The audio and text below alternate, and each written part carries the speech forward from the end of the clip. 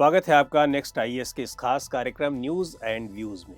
पिछले दिनों आईपीसीसी यानी inter governmental panel on climate change ने स्विट्जरलैंड के इंटरलाकेन शहर में क्लाइमेट रिपोर्ट यानी जलवायु रिपोर्ट पेश की।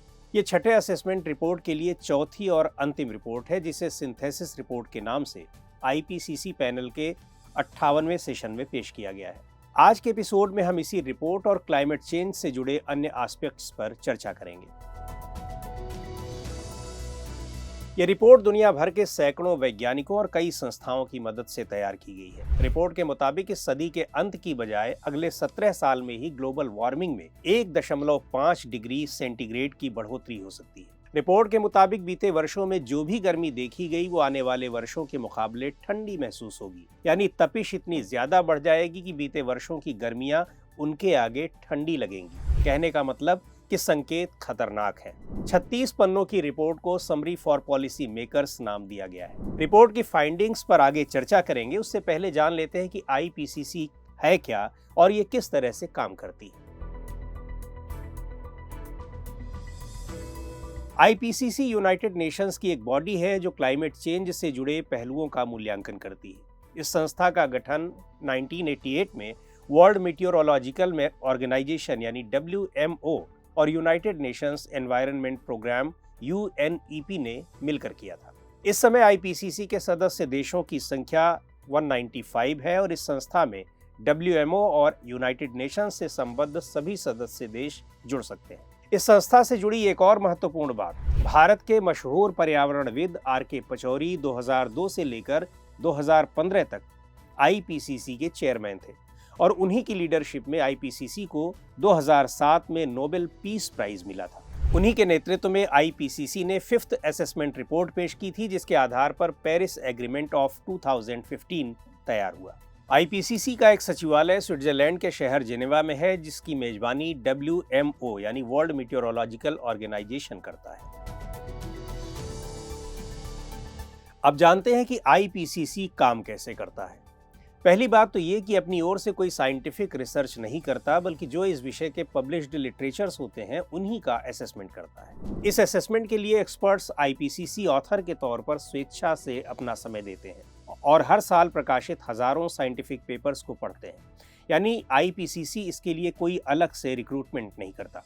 इसके बाद क्लाइमेट चेंज को प्रभावित करने वाले फैक्टर्स एक कॉम्प्रिहेंसिव समरी तैयार करते हैं। जो ऑथर्स इन रिपोर्ट्स को तैयार करते हैं उन्हें 3 वर्किंग ग्रुप्स में बांटा जाता है। Working group 1 physical science basis of climate change, working group 2 climate change impacts adaptation and vulnerability, working group 3 mitigation of climate change. इसके अलावा एक task force on national green house gas inventories TFI भी होता है, जिसका मकसद national green house gas emissions और removals के कैलकुलेशन और रिपोर्टिंग के तरीके डेवलप करना है। यह IPCC AR6 synthesis report IPCC की 6th असेसमेंट रिपोर्ट है। ये वास्तव में 2018 से 2022 के दौरान रिलीज की गई पिछली रिपोर्ट्स की नॉन टेक्निकल समरी है। ये रिपोर्ट उन संभावित पॉलिसीज और उपायों को तय करती है जिससे क्लाइमेट चेंज के सबसे खराब प्रभावों को रोका जा सके। कार्बन एमिशन के कुछ पुराने रिकॉर्ड्स पर गौर करें तो 1850 से लेकर 2019 तक यानी करीब 170 साल में दुनिया ने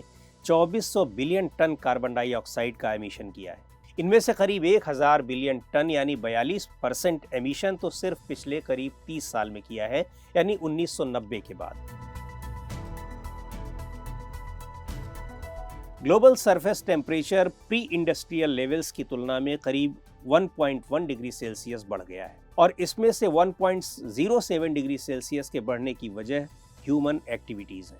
इस ग्लोबल वार्मिंग का इम्पैक्ट धरती के हर कोने में क्लाइमेट एक्सट्रीम्स के रूप में देखा जा रहा है। हीट वेव्स की वजह से डेथ्स हो रही हैं, खाने और पीने की कमी हो रही है और लैंड और ओशन की तमाम स्पीशीज के मास एक्सटिंक्शन के कारण इकोसिस्टम डैमेज हो रहा है। एक बात और है कि क्लाइमेट चेंज का इम्पैक्ट बहुत अनइक्वल है, मतलब गरीब और वंचित तबका इसका सबसे ज्यादा नुकसान झेल रहा है। 3 बिलियन यानी 3 अरब लोग उन इलाकों में रहते हैं जो क्लाइमेट चेंज के लिए हाईली वल्नरेबल हैं।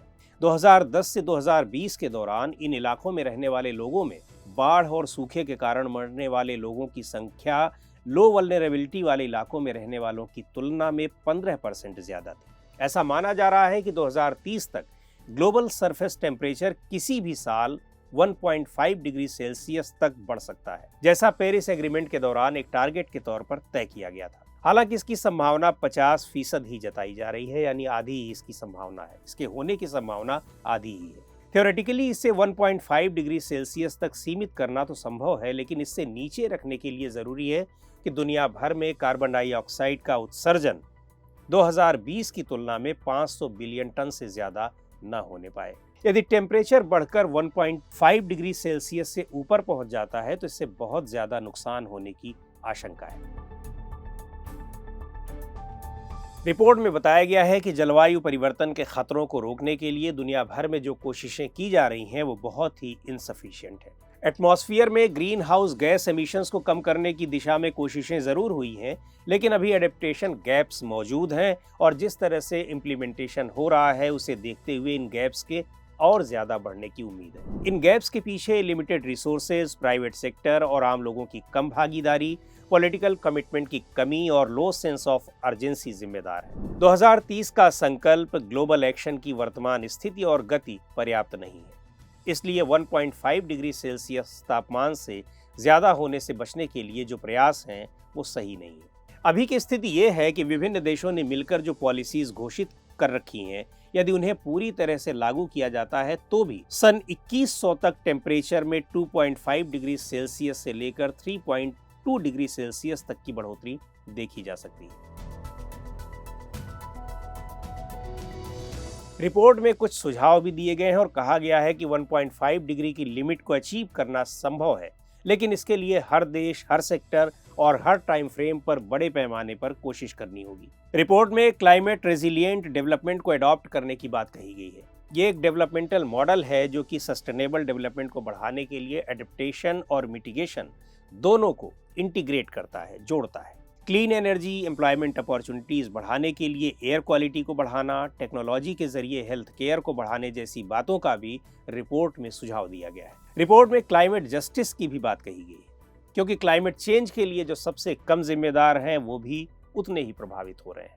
रिपोर्ट में फाइनेंस की जरूरत पर भी जोर दिया गया है, जिसे डेवलप्ड कंट्रीज द्वारा डेवलपिंग कंट्रीज को कंपेंसेशन के तौर पर दिया जाना है।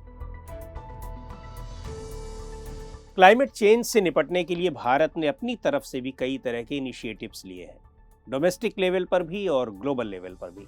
Bharat United Nations framework convention on climate change के क्योटो प्रोटोकॉल और पेरिस एग्रीमेंट का हिस्सा है। पेरिस एग्रीमेंट 2015 के तहत भारत ने नेशनली डिटरमिन्ड कंट्रीब्यूशन सबमिट किया है, एनडीसी। अगस्त 2022 में भारत ने इस एनडीसी को अपडेट किया, जिसके मुताबिक भारत ने एमिशंस कम करने के लिए अपने टारगेट को बढ़ाया है और वो इसे 2030 तक अपने जीडीपी के 45% तक ले आएगा और 2030 तक non fossil fuel based energy resources को आधा कर लेगा। नवंबर 2022 में भारत ने अपनी long term low carbon development strategy पेश की, जिसमें कार्बन पर निर्भरता कम करने के लिए 7 बिंदुओं को तय किया गया था।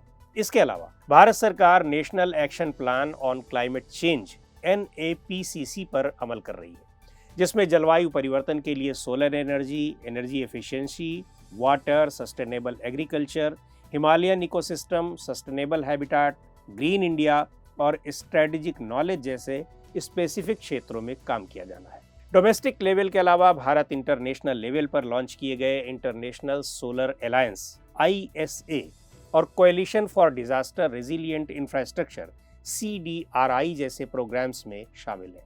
नवंबर 2021 में ग्लासगो में हुए COP26 में CDRI और ISA के तहत कुछ नए इनिशिएटिव्स भी शुरू किए गए, जैसे infrastructure for resilient island states IRIS और green grids initiative one sun one world one grid.